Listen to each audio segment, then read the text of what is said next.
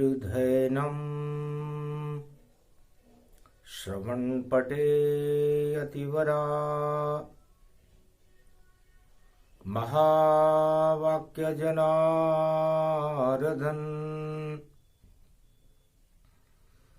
सच्चिदानन्दत्वं शरणं ब्रजेश यादवेन्द्रं दयादाता पुंडरीक्षा क्षीरसागरशयनं कमलनयनं नमस्तुते नमामि श्रीहरि। धैर्य से जिसको धारण किया जाता है, कर्णपटुओं से जिनका पान किया जाता है, ऐसे सच्चिदानंद भगवान श्री यादवेंद्र सरकार को मैं नित्य ही चिंतन करता हूँ, नमन करता हूँ। जिनको नमन करने से मंगलादि मंगल तो हो ही जाते हैं, साथ ही में बहुत बड़ा बल मिलता है मनुष्यों को। मकर पर्व भारत पड़े, राम प्रकाश दिखाए। सूर्य वंश में राम जी जो प्रकाश फैलाए। राम आत्मा का एक प्रकाश है और ये प्रकाश मकर पर्व पर भारत में प्रकाशित होता है। और जब आत्मा में परमात्मा का प्रकाश हो जाता है तो परमात्मा के प्रति गुरुत्वाकर्षण बढ़ जाता है, और परमात्मा के प्रति गुरुत्वाकर्षण बढ़ने से गुरु की शक्ति जब आत्मा को मिलती है, गुरु की कृपा जब आत्मा को मिलती है तो आत्मा प्रबल हो जाती है। गुरुर् ब्रह्मा गुरुर्विष्णु गुरुर्नाम महेश्वर। राम जन्म त्रेता में होई, बजे शहनाई ढोल गति जोई। खुशियां अवध में छाई चहुओरा, नारायण का अवध में दौरा। खीर सागर की खीर से और राम अवध में आए। नारायण छोटे बने दशरथ पुत्र कहाए। कश्यप और अदिति 3 जन्मों तक तपस्या की कि महाराज बाप बनूं मैं आपका, दे दो आशीर्वाद। इस कारण ये तपस्या सुनो मेरी फरियाद। कश्यप और अदिति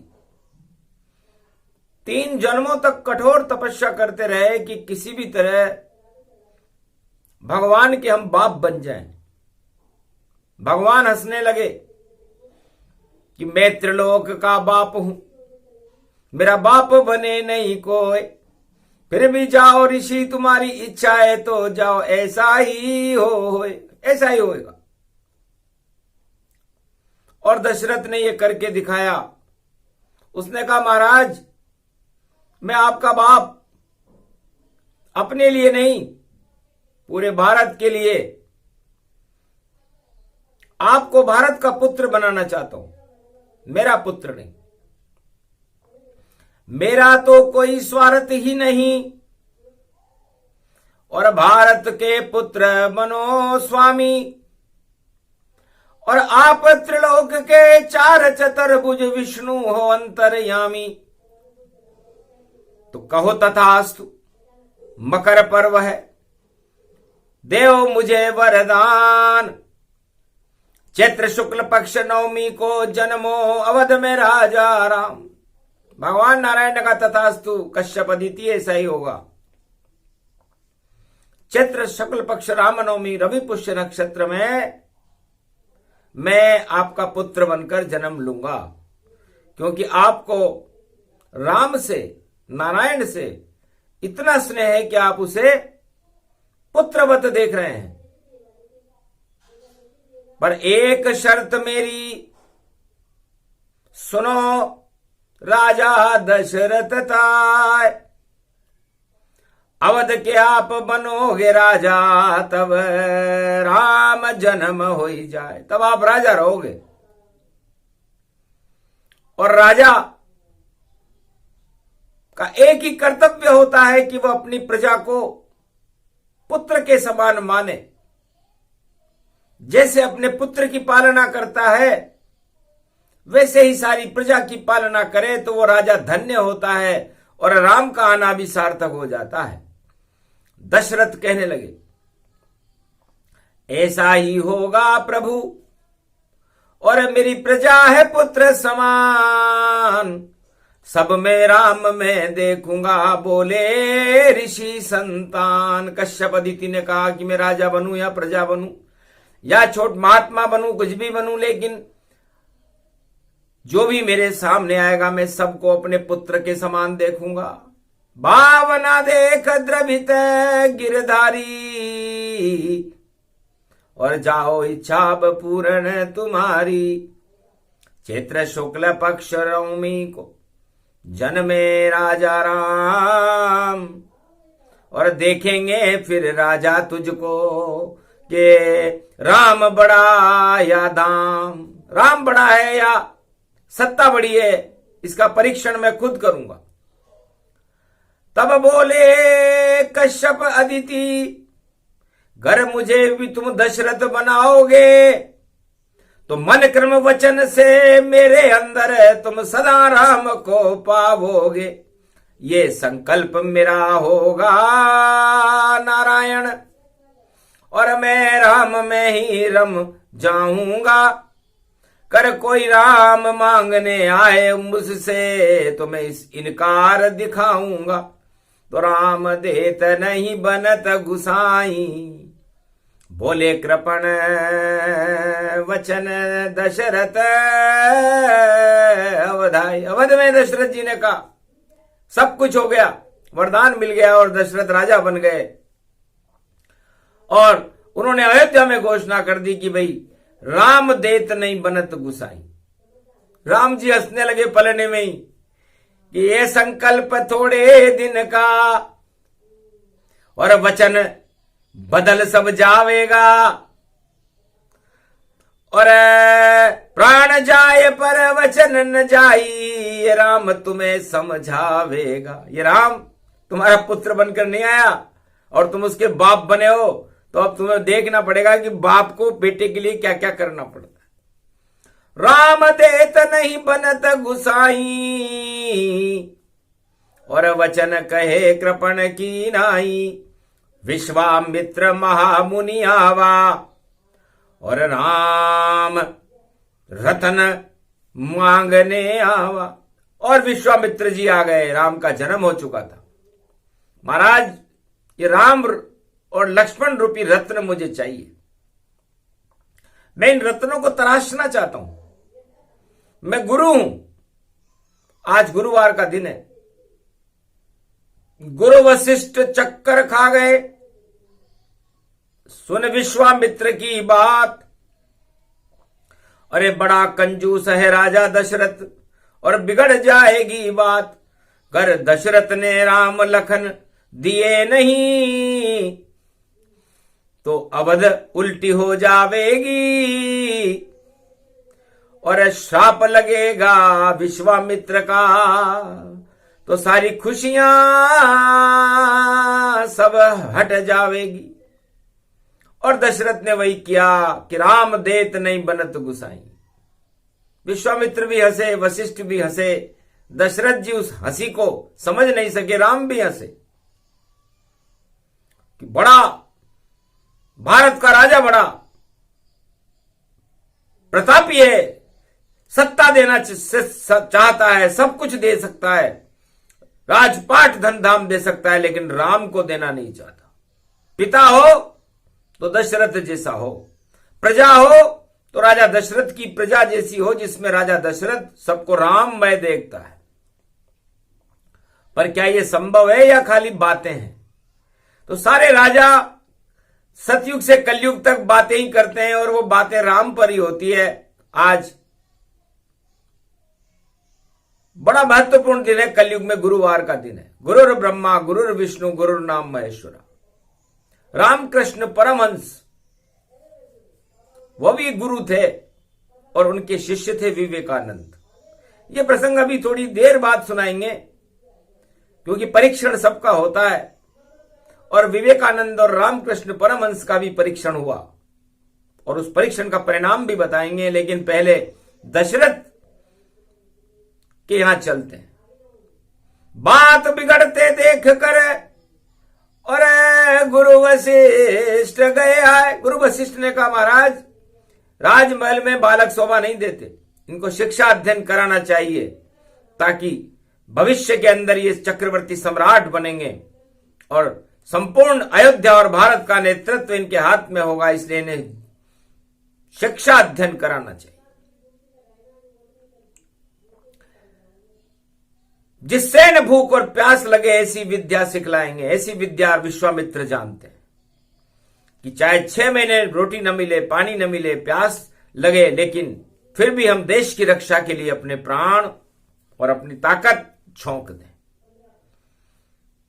राम भी हंसे, विश्वामित्र भी हंसे और वशिष्ठ भी हंसे। दशरथ समझ नहीं पाए, आखिर राम देत नहीं बनत गुसाई और दे दिए मन मार कर विश्वामित्र यदुराई। विश्वामित्र को चुपचाप दे दिया, ले जाओ महाराज।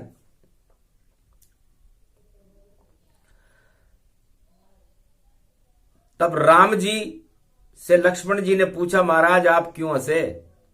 हंसने का कारण क्या है? मकर संक्रांति का पर्व है, हमें इस पर गर्व है, तिल्ली के लड्डू का पान करना चाहिए और आप तो हंस रहे हो कि बाप बना है दशरथ मेरा और बाप तुम्हारा दशरथ है, और इसकी देखो सत्ता में भाई देखो कितनी हसरत है। अभी देखेंगे कि पिताजी बाप तो बन गए, त्रिलोकीनाथ के बाप बने, अब बाप को अभिशाप सूंघ जाएगा, क्योंकि सत्ता राम के लिए नहीं होती, सत्ता में राम नाम झूठा लिया जाता है। और देखना आगे लक्ष्मण, दशरथ भी सत्ता में उलझ जाएगा और जब सत्ता में राज तिलक होगा तो हमें वनवास हो जावेगा। जो राम देत नहीं बनत गुसाई कहता था वह चुपचाप वहां हो जावेगा और हम दोनों जंगल जावेंगे, तब पता तुम्हें चल जावेगा कि सत्ता में नहीं राम है, सत्ता सत्ता होए, राम होए या लखन होए या कोई पुत्र क्यों न होए, कोई पुत्र हो, राम हो, लक्ष्मण हो, सबको सत्ता बाल का रास्ता दिखा सकती है। और जो 3 जन्म से तपस्या कर रहा था, राम को देने में हिचकिचा रहा था कि राम देत नहीं बनत गुसाई, वही राजा दशरथ हमें वनवास देगा। सोचो, उल्टा सब हो जाएगा और प्रण भी धरा रह जाए। ऐसा योग विधिना ने देखो अवध में दिया बनाए। तब दशरथ जी कंपायमान हो गए कि महाराज क्या कह रहे हो भैया? हाँ सच कह रहा हूं। विश्वामित्र भी बड़े हमारे गुरु हैं, इसलिए उनके बारे में नहीं बोलते, बहुत चतुर है।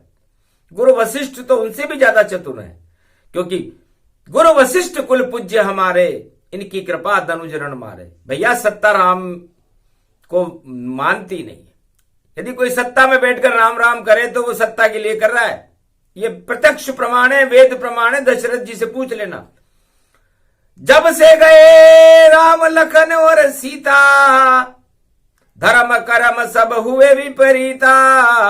आखिर विवाह करके और राम लखन घर आए, राज तिलक का मुहूर्त था जो दशरथ ढूंढी पिटाए। पर मूरत सारे धरे रह गए। और केकई चक्र चला भारी, और नारी का हट लग गया, तो दशरथ की बुद्धि गई मारी। कहा केकई ने हंस करके, राम तिलक नहीं होय, ये तो सत्ता का खेल है, यहां कोई मेल नहीं होय। राम जाए वनवास में और भरत राज करताय, अवध का राजा भरत बनेगा, ये वर दे दो। 3 वरदान आपने मुझे लेने के लिए कहे थे, आज वो समय आ गया, इसलिए इस राम को जंगल में भेजो। राज तिलक का मुहूर्त टाल दो और भरत जी के राज तिलक होगा, और राम जंगल में जाएगा, 14 बरस तक जाना पड़ेगा, ताकि मेरा बेटा भरत निष्कंटक राज करे। कितना षड्यंत्र होता है राजनीति में। 14 साल तक का कंटक हटा दिया। राम हंसे, लक्ष्मण हंसे, और हंस गई सीता माय। पर दशरथ ये कुछ समझ न पाए, विधिना चक्र चलाए। तो के कई वचन दशरथ ने निभाया, 14 वर्ष वनवास दिलाया। जो सत्ता त्रेता में थी, जो 24 घंटे करती थी राम राम, पर सत्ता के खातिर दशरथ ने राम दिया वनवास। राम जी को वनवास हो गया। अब बताओ, सत्ता राम को मानती है क्या? दुनिया में ऐसी कोई सत्ता नहीं बनी सतयुग से कलयुग तक जो राम के ऊपर आधारित हो। यदि सत्ताएं राम पर आधारित हो जाए तो राम राज्य हो जाता है, जो राम जी ने करके दिखाया था। बाकी सत्ता भोगने के ऊपर और असत्य के ऊपर आश्रित रहती है। चारों युगों में जो भी सत्ता पर आया उसने राम नाम झूठा लिया, असत्य लिया, केवल दिखावा किया। जैसे मृग मारीच और काल नेमी ने किया था, सोने के मृग ने किया था। वो सब केवल सत्ता बचाने के लिए राम राम करते हैं। तो राम कृष्ण गति देखो भारी, और त्याग दिए अवध नर नारी। लेकिन राम जी मर्यादा पुरुषोत्तम राम है। उन्होंने कहा, पितु आज्ञा अगर नहीं निभाऊं, तो मैं दशरथ पुत्र नहीं कहाऊं। फिर तो कलंक लग जाए भारी, लक्ष्मण सहित चले राम और नारी। सीता, राम और लक्ष्मण जंगल में गमन कर गए 14 वर्ष के लिए। सत्ता का कड़ा दंड मिला उन्हें। इसे सत्ता के षड्यंत्र को कोई नहीं समझ सकता। सत्ता राम के लिए होती ही नहीं है, सत्ता तो भोगने के लिए होती है। और सत्य अयोध्या से चला गया और अयोध्या के ऊंधे तबले हो गए। धर्म कर्म सब विपरीत हो गए। तो सत्ता सत्ता के लिए होती है, सत्ता में राम नहीं होता। और राम सत्य के लिए होता है। जंगल जंगल गए रे राम जी, मिले संत के साथ, और केवट से और मिले रे भैया, कोल किरात बनवास। कोल किरात भील बनवासियों से और गरीब आदमियों से मिलने के लिए राम जी बड़े लालायित थे। मुझको क्या मतलब अयोध्या से, मुझको क्या मतलब सत्ता से, मुझको क्या मतलब दशरथ से, मुझको क्या मतलब जग जग से, मुझको मतलब भारत से। और जन जन गरीब दिखाए, उनसे राम बनकर आया हूं, पहले मिलूंगा आ जाए। राम जी का दृष्टिकोण देखिए। राम नारायण बनकर, छोटे बनकर आए और छोटे व्यक्तियों से मिल रहे हैं। सत्ता से तो किसी सत्ताधीश से तो मिले ही नहीं। और दशरथ ने भी बैन लगा दिया था कि किसी राजा से कोई सहायता प्राप्त नहीं करो। तो बताओ राजा कितने निर्बल थे, राम जी कितने सबल थे कि किसी भी राजा की सहायता भगवान राम ने नहीं ली। और सारे राजा सहायता के लिए हाथ फैलाते हैं और विश्व में भ्रमण करते हैं कि हमें धन दो, हमें वो दो, हमें वो दो, हमें वो दो। और बातें राम राम की करते हैं। तो राम नाम देखो, राम जी ने किसी की मदद ली क्या? राम करे जग की मदद, नहीं मदद वाले, वह तो त्रिलोकीनाथ हैं और सब पे कृपा कर दे। सारे त्रिलोक पर कृपा करते हैं वो राम जी हैं। तो कितना बड़ा शब्द है राम। रामकृष्ण परमहंस उनके शिष्य थे विवेकानंद। विवेकानंद ने पूछा, गुरुदेव आप राम भी हो, आप कृष्ण भी हो, आप परम ब्रह्म परमात्मा भी हो, और आप हंस बैठ करके ज्ञान के हंस हो, आपका आशीर्वाद चाहिए मुझे। विवेकानंद का जन्मदिन था। चाहिए शब्द सुनते ही भड़के परमाहंस, क्या चाहिए? अरे भीख मांगते हो शिष्य बनकर, तुम्हें कोई भीख नहीं देगा, और मैं सीख देता हूं शिष्य तुम्हें, गौरव भारत जब कर देगा तो शिष्य वही समर्थ उसे जो कर दे दिव्य प्रकाश। अरे भारत में क्या रखा है, जाओ विदेश के पास, पहले विदेश में अपना डंका बजा करके आओ, सफलता का झंडा गाड़ करके आओ, उसके बाद मैं समझ लूंगा कि मेरे शिष्य में दम कितना है, उसके बाद आशीर्वाद मिलेगा। वरना घूमते ही रहो, लाखों हजारों शिष्य और किसी काम के हैं नहीं, और मांगे रोजा भिक्ष, रोजाना भीख मांगते रहते हैं सारे शिष्य। भीख नहीं, हमें सीख देना है। चुभ गई तीर की तरह बात, और गुरुदेव को विवेकानंद ने नमन किया और रास्ता बता दिया, गुरुदेव मैंने विदेश में गमन किया, मैं ही खोजूंगा रास्ता, मुझे कौन विदेश ले जाए, अरे देश छोड़ के जाऊंगा और प्रकाश फैलाए। तो उनको रामकृष्ण परमहंस ने भी अपने शिष्य को देश निकाला दे दिया कि यहां नहीं, तेरा परीक्षण विदेश में होगा, वहां से सफलता के झंडे गाड़ कर आओगे तब वरदान लेना।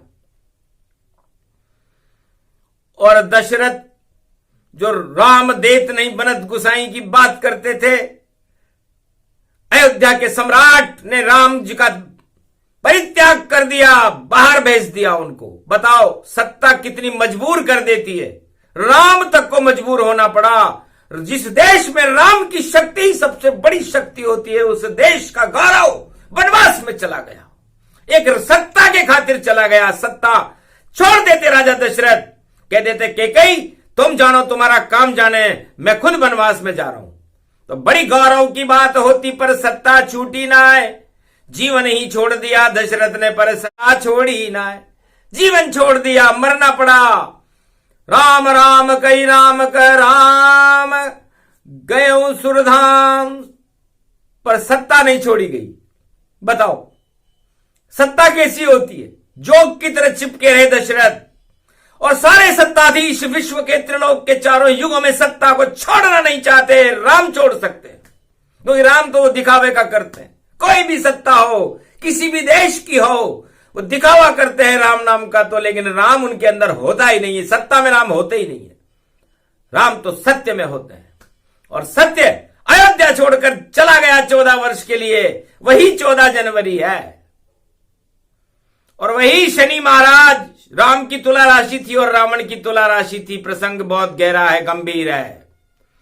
जब शनि की 7.5 अवध जब बोली, और बुद्धि मंथरा की जब डोली। मंथरा, रावण ने शनि को उल्टा लटका दिया था, क्योंकि रावण के यहां शनि खुद चले गए थे कि तेरे 7.5 का आएंगे। राम और रावण की एक ही राशि थी, उसने शनि को उल्टा लटका करके उनकी दृष्टि अयोध्या की तरफ कर दी। दक्षिण से जब उत्तर पर दृष्टि पड़ी तो सबसे पहले दासी के ऊपर पड़ी, क्योंकि शनि छोटे लोगों पर ज्यादा प्रभाव डालता है। और उसके बाद मंथरा ने कैकेयी की बुद्धि बिगाड़ दी, कैकेयी ने दशरथ की बिगाड़ दी, और दशरथ जी सुरधाम चले गए, राम जी बाहर हो गए। इसे कहते हैं शनि की 7.5। और शनिवार को पड़ी रे मकर रेखा, और सत्ताधीश सतर्क हो जाओ, सत्ता छोड़नी पड़ेगी तुमको, सत्ता पे मत इतराओ, पुत्र समान मानो इस प्रजा को, और कुछ तो कल्याण दिखाओ, तिल के लड्डू खाओ राजाओं और सारी प्रजा को रोज खिलाओ। आश्वासन के लड्डू कोरे उनको सब सत्ता से हटाओ, जो भी कहो करके वो दिखाओ, राम प्रतिज्ञा फिर दोहराओ। प्राण जाए पर वचन न जाई, ये रघुवंश की परंपरा है कि प्राण चले जाएं पर वचन नहीं जाने चाहिए। और दशरथ जी ने सत्ता में उस संविधान को निभाया कि मैंने वचन दिया है मेरी स्त्री कैकेयी को, इसलिए मेरे प्राण चाहे चले जाएं, चाहे राम भी चले जाएं, लेकिन मैं वचन निभाऊंगा, इस कारण मरना पड़ा। तो भैयाओ, वचन सोच समझ के देना कि हम ये काम कर देंगे वो काम कर देंगे, नहीं करा तो फिर हालत खराब हो जाती है। राम जी की सत्ता है, ये कुर्सी है, ये वही राम की गद्दी है, वही नारायण की गद्दी है, वही कृष्ण की गद्दी है, और वही कल की अवतार की गद्दी बनेगी। उस गद्दी के गौरव बनो, कौरव नहीं। और जब भी हिंदुस्तान में कोई कौरव बनता है गद्दी के ऊपर बैठ करके, तो उस कौरव की हालत कौरव जैसी हो जाती है, और गौरव की हालत तो गौरव जैसी रहती है। इसलिए गौरव बनिए राजाओं और सूरज जैसा करो प्रकाश। शनिवार की मकर पड़ी है और शनि बदल रहे अपनी चाल। शनि जाए जब कुंभ भवानी, विवेकानंद गए विदेश और अपने गुरु की आज्ञा मानी, कर गए देखो महाप्रवेश। ज्ञान की ज्योति जला दी, विवेकानंद रूप दर्शाया है। भगवाधारी वस्त्र विवेकानंद ने भगवान दिखाया है। भ पर बोले वो। तब एक अंग्रेज ने कहा ये भ क्या है?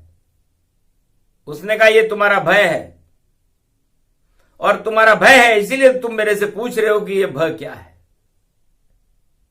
अंग्रेज चुप हो गया। मेरे लिए भ, ये मेरा भारत भवन है, और उस भारत भवन के अंदर भ भगवान का स्वरूप है, और तुम्हारे यहां भय का स्वरूप है, और भ से भोग बनता है, तुम भोग में जाओगे। तो पाश्चाती सब सभ्यता और भोग में भय गति पाए, जितने भोगे भोग वह सभी नष्ट हो जाए। इसलिए आप कष्ट में हो, आप अपने आप को नष्ट कर रहे हो इन भोगों में चक्कर में पड़ करके। पाश्चाती सभ्यता वालों, मैं भारत के भवन से आया हूं और भगवान को दिखाने आया हूं, और तुम्हारे सारे भय हटा दूंगा। नहीं हटे किसी दवाई से, और नहीं हटे किसी लुगाई से, और नहीं हटे ये धन और धाई से, और नहीं हटे ये राजा रजवाई से। ये तो हटेगा आत्मा से, और आत्मा शून्य समान, उसमें प्रकाश कर लीजिए और भर ले ओ भगवान। मकर सूर्य पड़ने वाला है, यही आपके प्राण, इस प्राणों के अंदर भर लो आप सभी भगवान। विवेकानंद का वक्तव्य सुनते ही सभा में सन्नाटा छा गया। लोग भक्त की ओर देखने लगे। बाल तिलक गज रूप भवानी, और बूंद पसीने की महामानी। सब मस्तिष्क जो भाल था, जिस सभा में जितने लोग बैठे थे उनके पसीने की बूंदें आ गई। तो बूंद शून्य होती है। उन्होंने कहा देखो क्या आया, परिश्रम किया और तुमने भगवान का तेज देखा, तो तुम्हारे मस्तिष्क पर एक बूंद चमकने लगी। यह भगवान का स्वरूप है, पुरुषार्थ का स्वरूप है, यही शून्य है। और इस शून्य को देखो आपने अपने आप प्रकट कर लिया। तो अभी तो आपने ये शून्य प्रकट किया है, इस शून्य से आप नारायण को प्रकट करो, सारे भोगों को हटा दो। तो जाओ राम कृष्ण जैसे बनो, और भोगों को दो त्याग। तो अपने आप लग जाएगी और राम चरण की आस। तो जागति राम शून्य गति जाना, बोले विवेकानंद भगवाना। सभा में सन्नाटा मचा और भारत जय जय होए, 4 वेद 6 शास्त्र 18 पुराण का ज्ञान विवेक में हो। विवेकानंद ने 4 वेद 6 शास्त्र 18 पुराण की शक्ति का प्रकाश विदेश में जब किया तो उन्होंने कहा कि मैं इस देश में क्यों आया हूं। मतलब यहां विकृति है, इन देशों में विष भरा हुआ है और मैं यहां पर विष्णु को लेकर के आया हूं। मकर संक्रांति का पर्व है, मेरे गुरु ने मुझे आज्ञा दी, रामकृष्ण परमहंस ने, इसलिए मैं उस वैष्णव देवी की शक्ति को लेकर और उस विश्व हंता और विश्व का पालन पोषण करने वाले भगवान विष्णु को लेकर के इस देश में आया हूं। इसे विदेश कहते हैं। इसलिए आप विद्वेषता का त्याग कर दो, विद्वेषता, राग, रोग जितने भी हैं इनका त्याग करो और आप सहिष्णुता को धारण करो, तो आप और आपका देश गौरवान्वित होगा। और इन पद चिन्हों पर चलना तो यहां पर भगवान का प्रकाश होगा और उस प्रकाश में आप जीवन जियोगे तो परमानंद होगा।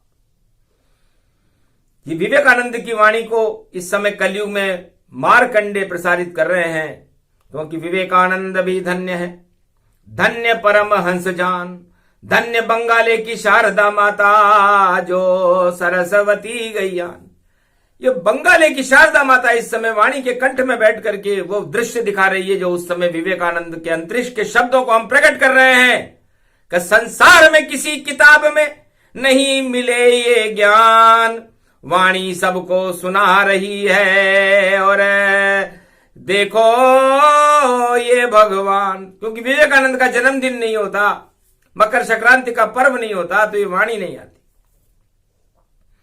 और राम जी अपने पिता की आज्ञा से सारे संसार को, कितना अच्छा दशरथ था जिसने महल से हीरा निकाल दिया और कह दिया जाओ बेटा सबको दर्शन दो, चाहे मेरा क्यों नहीं काल हुआ। दशरथ जी का दृष्टिकोण देखिए राजा का, उसने कहा कोई बात नहीं, मैं मर जाऊंगा, हीरे का प्रकाश नहीं होगा तो अंधेरा रहेगा, तो अंधेरे में तो अच्छा है कि मैं मर जाऊं। लेकिन सारे भारत की प्रजा और सारे भारत के गरीब लोग, जनजातियां उस कोई नूर हीरे के दर्शन कर लेगी तो मेरा कल्याण हो जाएगा, मेरे बेटे का भी नाम हो जाएगा।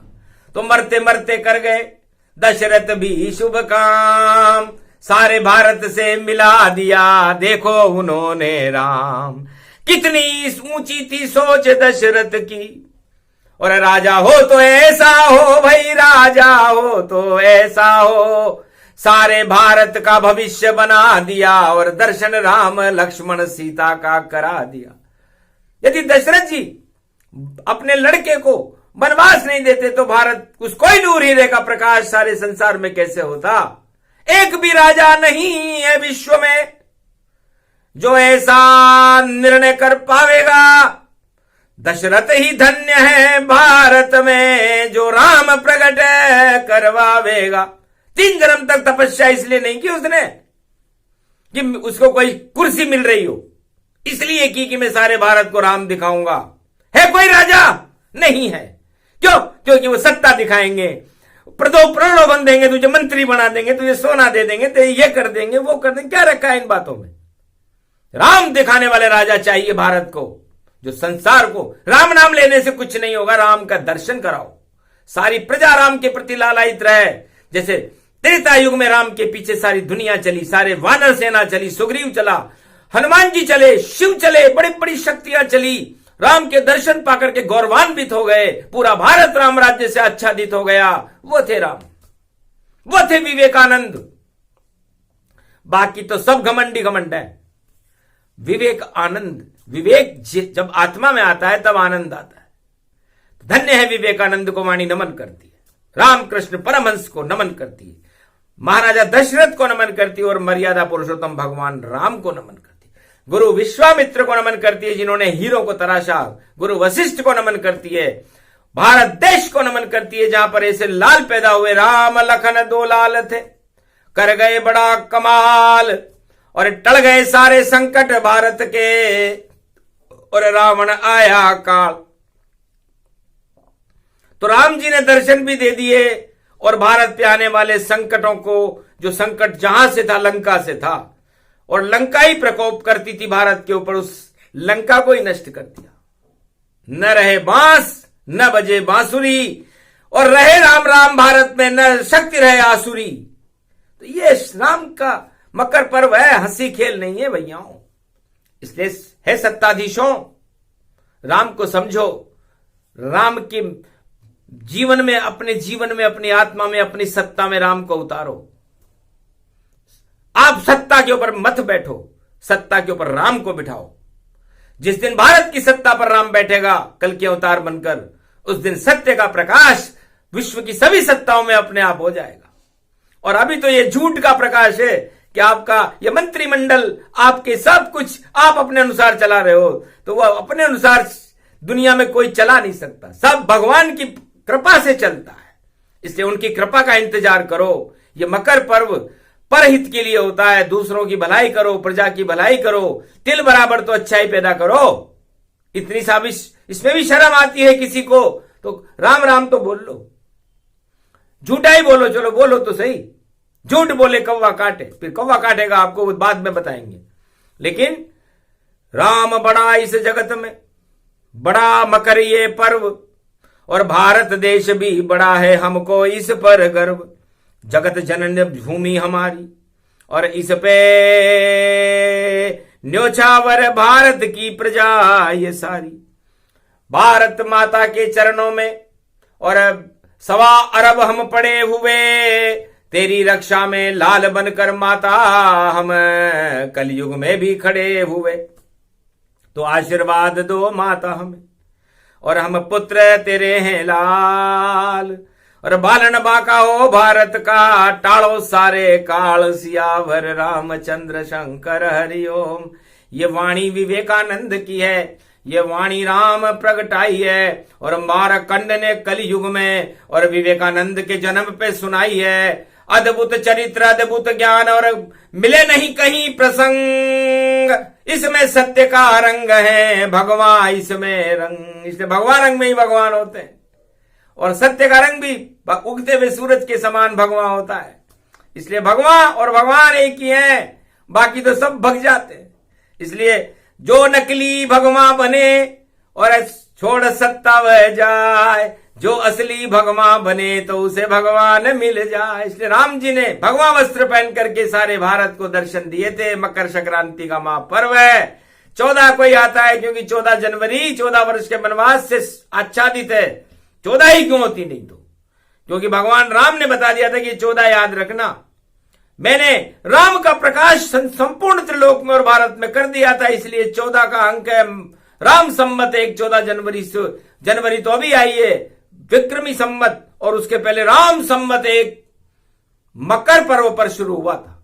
और मकर पर्व सतयुग से लेकर कलयुग तक अनादिकाल से इसकी महिमा है, और राम ने भी इसे स्वीकार किया। इससे मकर संक्रांति पर्व कोई हंसी खेल नहीं है, कोई मावे की मिठाई नहीं है जिसे बाजार से लाकर खिला देंगे। मकर पर्व हमारी आत्मा में प्रकाश करने का और अंधकार हटाने का और सत्य के प्रकाश को फैलाने का सबसे ज्यादा शुभ दिन है। विवेकानंद ने भी ऐसा ही किया, और राम ने भी ऐसा ही किया, और हमें भी ऐसा ही करना चाहिए। जय श्री राम। ये प्रसंग जो भी सुने, और राम सत्य गुणगान मकर पर्व पर सारे भारत में, और राम नाम गुणगान, तो राम नाम का गुणगान कर दो। हे भारत वालों, आपका कल्याण है। बोलो जय श्री राम, जय भारत माता।